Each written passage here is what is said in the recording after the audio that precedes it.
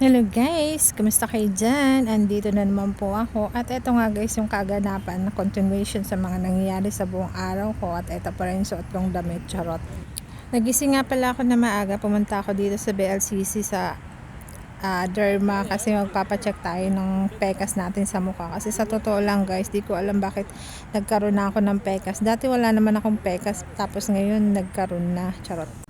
At ayan nga, tapos na nga pala ako magpa-check up guys. Nandito na ako sa labas. Tumatanggap din pala sila ng tabi guys. Yung mga gustong mag-avail.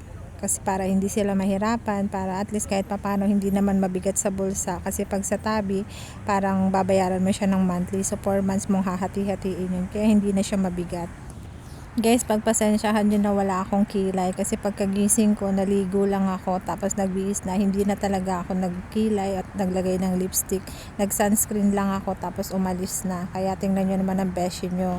Pagpunta ko nga pala dito, nag-taxi ako kasi nga yung appointment ko talaga alas 11 ng umaga. Kaso nga lang, nalita ako ng gising. Kaya tinawagan nila ako, sabi ko alas 2 na lang ako pupunta.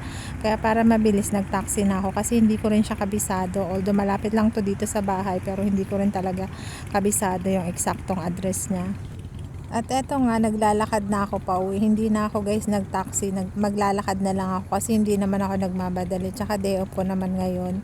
Tsaka alam ko naman na yung way papunta sa bahay kasi nga dito lang to sa likod ng Kalidia Mall. Yung nag-taxi nga kami, hindi rin alam ng driver kung saan location na to. So nag-Google Map pa talaga siya. Tapos parang inikot-ikot lang kami. Tapos dito lang naman pala.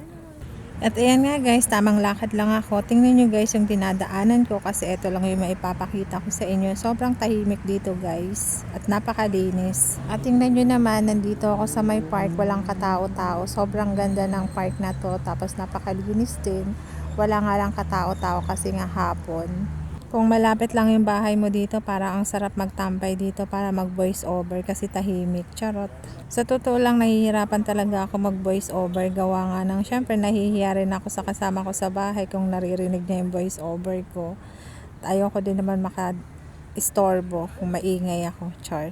Hindi nga ako masyadong nakakapag-upload ng vlog ngayon, gawa nga na hindi ako nakakapag-edit. Sobrang dami ko ng video na hindi ko na-edit kaya yung cellphone ko naghahang na.